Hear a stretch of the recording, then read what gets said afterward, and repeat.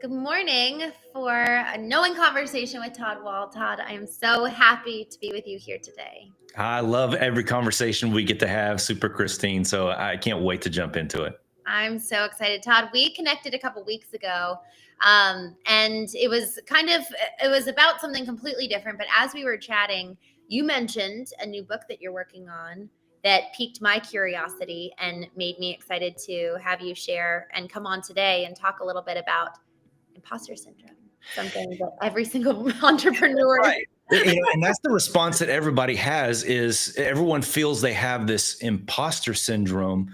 And really, one of my specialties is making dynamite out of introverts. That's what I love to do, is to bring that dynamite out because it comes into intentional communication. Intentional communication with ourselves and intentional communication with the world, because intentional communication creates intentional results. So the imposter syndrome comes with this dialogue that's coming into our minds. And anytime there's a dialogue coming into your mind, you need to name it. Yes. And what I've begun to recognize, because I view everything through a spiritual lens as a former pastor. So I view this imposter syndrome as a spiritual warfare type of attack. And it's not so much the imposter syndrome, it's the accuser's voice. It's the voice of something that's accusing you of something. And that attack is very specific. I know that the attack is real because it's specific to the voice that's in me versus the voice that's in you. By the nature that it's a specific attack, you know it's real. If it was broad brush in general, then okay, I can slough that off. But it's a laser. It's a laser to my heart. It's a laser to your heart. So if there's a specific attack, then there's a specific counterattack. And so there's necessary techniques that you need to take place in order to get the outcome you need to, because your message is too important. The experiences you've gone through are too important to allow that voice that makes you want to get smaller, to allow it to make you shrink. You should never shrink. So there's an intentional approach to that. And honestly, it makes me think, and hey, Chris Gray, I just saw your note. One of my favorite people Chris Gray chatting with us. I'm reminded of the one and only Steve Sims. We just got the news yesterday that he passed. And when you're talking about living big and bravely, imposter syndrome is probably one of the most deadly diseases that can permeate our souls and our minds, right? It starts by going into our mind, and then if we allow it to, it goes deep into our soul. Absolutely. Who we are. And so I've likened it to like the battlefield of the mind. 100%. We have sentries at our at the guard post before we allow it to infiltrate our mind and then go down. So when you're talking about imposter syndrome, you mentioned the accuser. Yeah. Where it is something outside of us that comes in and is very specific to you and to me. What are the other elements of imposter syndrome that you have found people typically face? A lot of it comes out of previous wounds. And so really the boldness of going into those wounds and renaming them and finding new purpose in them, it restarts something. I'll give you a quick story. So my growing up, I played a lot of soccer, and my dad. See, this is the wound. It's so fresh, but it's been flipped. So growing up, my dad was at every game. I mean, I played soccer and I was pretty. I have a high ego, so I thought I was pretty good. I was always on really good teams. Played in college.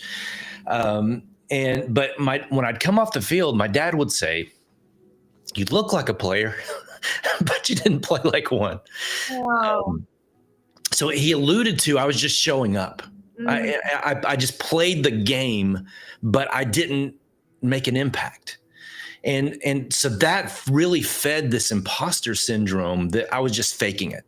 And I had the uniform on. I looked good. My hair was beautiful. I said the right words. I made the right passes, but I wasn't making an impact.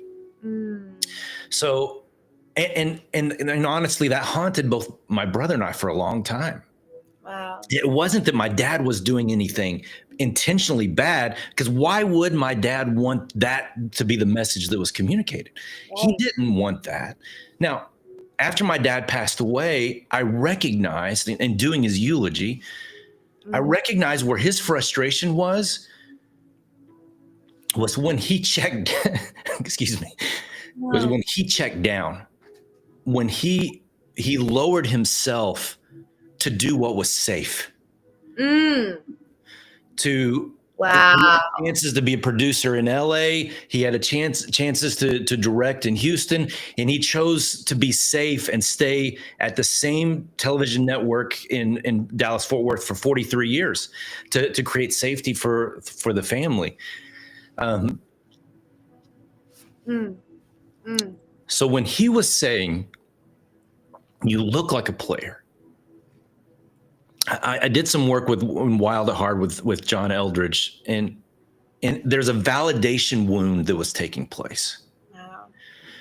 What he was actually, in his boomer self, non-communicative way, he was actually trying to tell me to go make a difference, Wow.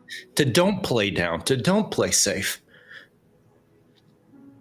but to go take a risk and be an exclamation point. He was telling me I had the ability to go do that, but go be an exclamation point. Take the risk to take a chance to do what you're capable of doing. But the voice inside that the coaches had instilled within me was, make the safe pass. You receive the ball, make the safe pass. Make the uniform thing to not make a mistake. Right. Don't fail.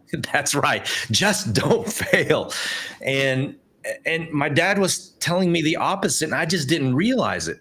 I internalized that message as a negative when that's not what he intended. That was never his intention. If that was his intention, he would not have shown up at every single game I was at. He would not have been there for that. That was not his intention. So it raises the question, how often do we misinterpret a wound? How often do something happens and we take that victim mentality and just want to point a finger at someone instead of really diving into that wound and figuring out what was actually going on? What was the message that was actually needing, that person was actually trying to say? Now, some people do want to hurt you. I mean, that's a fact, but not always. It's not always and every time. Yeah, I think it's actually more rare, especially from a caregiver, that they would try to hurt us. But so many of our wounds are in fact. That's right. Because they're the ones who care about us the most. And so how that affects the accuser's voice is what I've come to recognize is in each unique moment that we're in, there's something specific we need to believe in order to get from point A to point B. Every single one of us are in these unique parentheses moments. And we've got these big, broad mission statements and make it beautiful, put it on the wall. But within that big, broad umbrella, there are specific moments, just like you mentioned with Steve passing.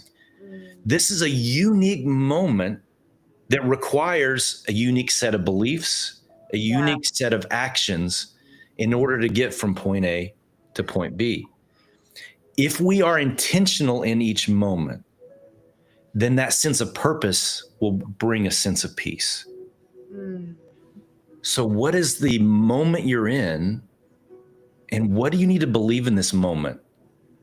What are the new actions that are specific to this moment in order to get from point A to point B? I said I come from a biblical background. So like the Apostle Paul will talk about a holy calling. The word holy means set apart as different. We have a holy calling on our lives. So even in these unique moments, what's the holy calling of this unique moment? What's the unique set apart as different action that you need to take that's different than you normally take. That's a different belief maybe in this moment, especially that's contrary to the accuser's voice. Right. Right. If the accuser is saying one thing, I can change the narrative in my mind. The same way I flipped the script on what I thought was the narrative from my dad. That was not the narrative from my dad. Mm-hmm. And so intentionally changing that narrative, that belief changes actions. Beliefs change actions. And so, you also see this in scripture, in the Psalms. There's this one word called the Selah in scripture. And it's used 97 times in the Psalms. And there's not much description on what this word is, but it's just a pause. It's like where the writer put the pen down and then picked it back up again. And in each one of these, there's a specific moment that's taking place, whether it's David, I'm surrounded by my enemies, or there was always some scenario, a specific scenario that was taking place. And then he would pause. And then when he picked up his pen again, the situation would be different. So that holy calling, that pause, that Selah, are those moments for me that I need to believe something different and act in a different way for me so that I can see God move in this situation. And go ahead, please continue. Yeah, please continue.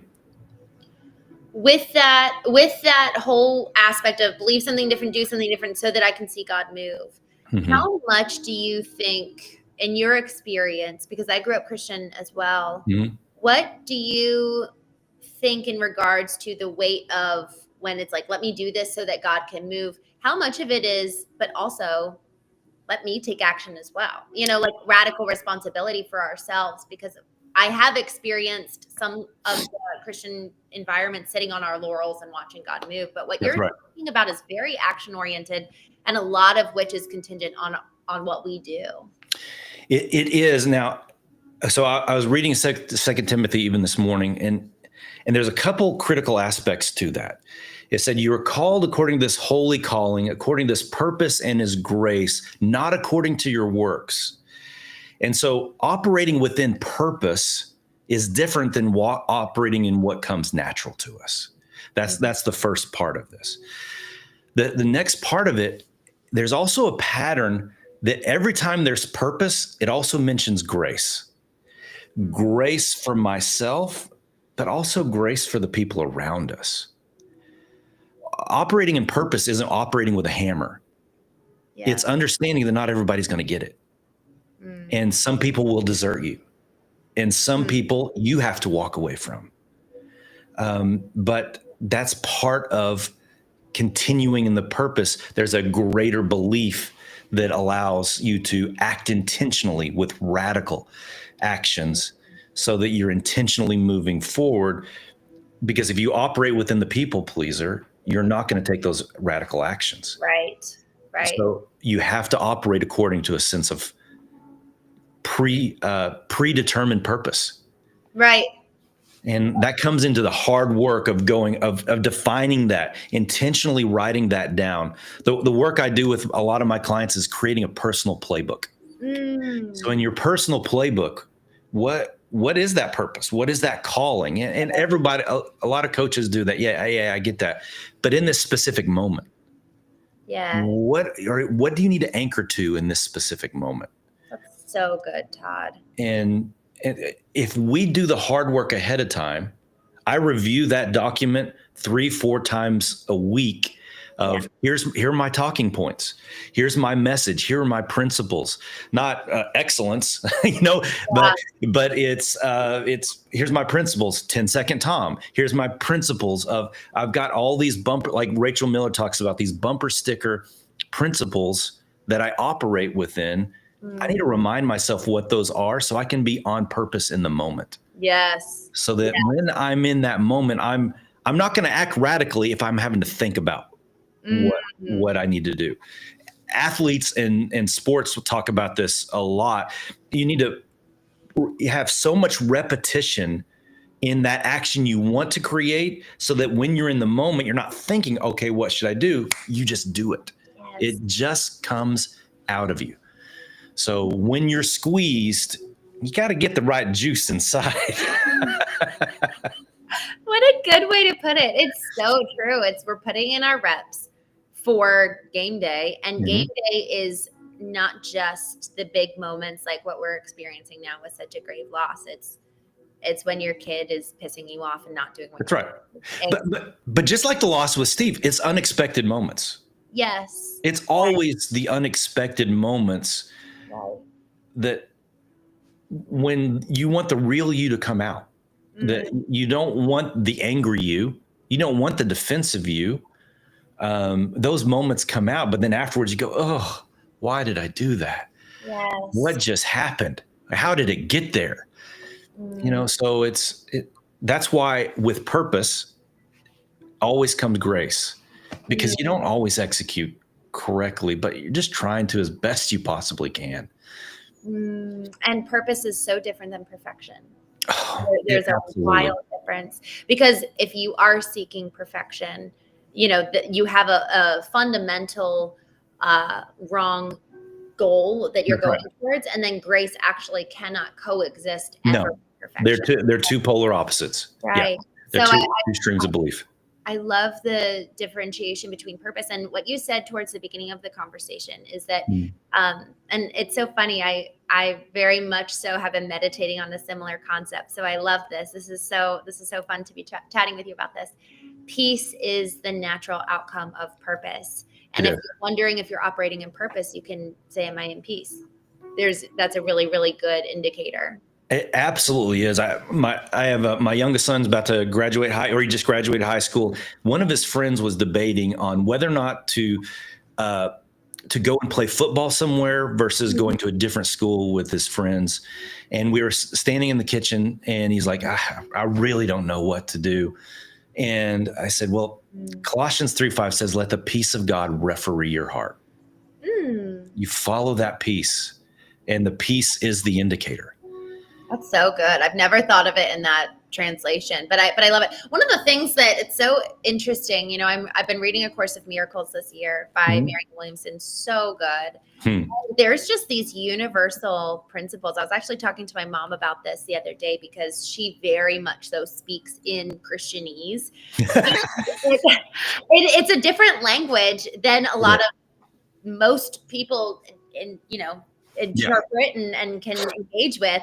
And so it's fun, as I'm learning other, kind of expanding even just my own understanding and garnering wisdom from so many other sources, and being taught from within. Intuary is the root word of intuition, and it means to be taught from within.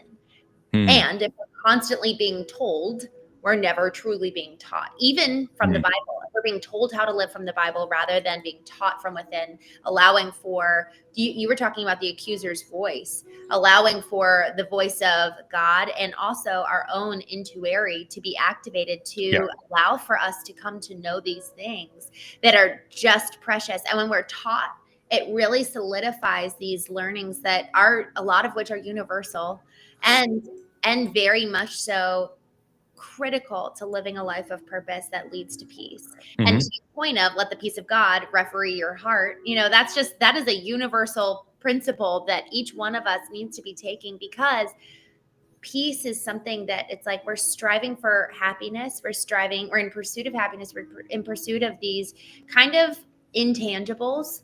And peace is actually something that you can have peace in grief. You can have peace in joy. You can have peace in no matter what the other emotion is. It can be peace and. It can. And man, isn't that just such a good, almost like hallmark of what constitutes success? Because when we're thinking about our goals, it's not just to your point of okay, these are my big goals, these are my big mission statements, but what are my goals in this moment for who I want to be? And you said, we want our true self to be the one in the driver's seat, not anger, not rage. I think the accuser's voice a lot of times can sound like, oh, the angry part, that's you. That's who you are. That's how everybody sees you. Yes, you're just proving their narrative. See, I knew it. Yeah. So what does the accuser's voice sound like so that people can really know, like, oh no, that wasn't me. What I'm hearing right now is a lie. How do you encourage people in that regard? There's a couple things. One rule I go by is if it makes you smaller, it's the accuser's voice. Hot dog. That's Yeah. so good. If it makes you smaller, it's not you. That's right. If the outcome is shame, if the outcome is fear, that's where the accuser operates. But so if the rule of thumb, if it's making you smaller, then that's what that voice sounds like. Now, here's the critical part. You've heard the voice before. When you go through it and you get past it and you go, oh, see, all that was just a lie. In that moment, you need to recognize what that sounded like. Okay, now you know what the accuser's voice sounds like. Yes. Now you know how to tell it to shut up. Yep. We have to know the voices. That's right. And that's where knowing is so critical, because what it does is it makes us pause. What's the word? Selah? Is that what it is? Yeah, Selah. Selah. Take a pause and identify, trace the roots. And it's the roots of the narratives, but the roots of the voices as well. Absolutely. Where did that voice originate from? And to your point, we were talking about, okay, the accuser's voice, that's not us. Old wounds coming in and coming up. And I just think what you gave, the most beautiful example about your dad, that story about your dad, that had a massive impact on you, and it was never his intention. Never. So, man. Never. Yeah. And here's one thing interesting about the accuser's voice is it masquerades as other people.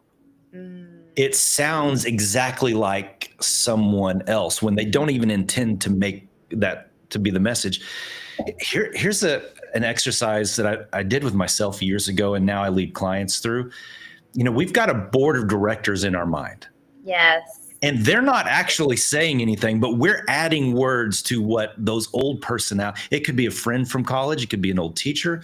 It could be a previous coworker, another family member. But there's people around this boardroom in our mind. What if they're not serving you anymore in the corporation of your life? What if you need to write them a letter and say, I no longer need your services? Wow. And your input on X, Y, and Z is no longer impacting the purpose of 1, 2, and 3. So I'm letting you go today. And what if you even write that letter, you burn that letter, and you release that person from your mind? There's something so powerful about that, especially in regards to a lot of those childhood moments tied to, I was talking to my mom about this the other day, it really is so sad that the 3 times that my dad yelled are cemented in my mind. Isn't that crazy? I love how you said the 3 times. Yeah. What awareness is in that? Yes. I mean, it was like very brief stint where he was really struggling with anger, but it really shaped a part of me. And that's where, y'all, it's like we love the and is so important, not but. It's, oh man, I feel this pain from my dad, but he's such a good guy and I love him so much. No, it's I feel this pain from my dad and I really, really love him and he's such a good guy. Yeah. Yeah. The and allows for both to coexist. Yes, absolutely. So reconciliation is, whether internal, external, is possible. It's not two roads diverging in the forest. Yes, you don't have to choose. No. My hearing's coming out. This is what happens when we're mine does all the time too. You always had to fix your hair. Yeah. I love it. Man, Todd, this is so good. Okay, so your book, Imposter Syndrome. What is, 2 takeaways for each one of us today that you would say based on what you're writing, and really, if we're going to walk away with just 2 things to remember, what are those? One is name the voice. Give it a name so you can control it. I have a client who I said, who's someone you grew up with that you knew you could completely control? He goes, oh man, I had this friend named Eddie, and every time he would give a joke, we'd say, "Shut up, Eddie." Poor Eddie. He is who Eddie now needs to work through in his mind. That's right. So he this client, he was stepping into this new sales role and being in front of clients for the first time, and he had this huge imposter syndrome. But he started before the meeting, when the anxiety would raise, he'd say, "Shut up, Eddie, I've got this." I love it. That's so good. And so when you intentionally name it, you can control it.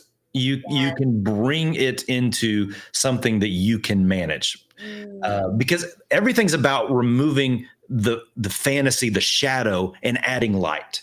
Yes. And whatever you add light to, you can see clearly and you can manage. And so analyze. So name the voice, and really write down, what is that voice really saying, and what do I want to say back? So what's the equal opposite of that thing that I actually want to believe?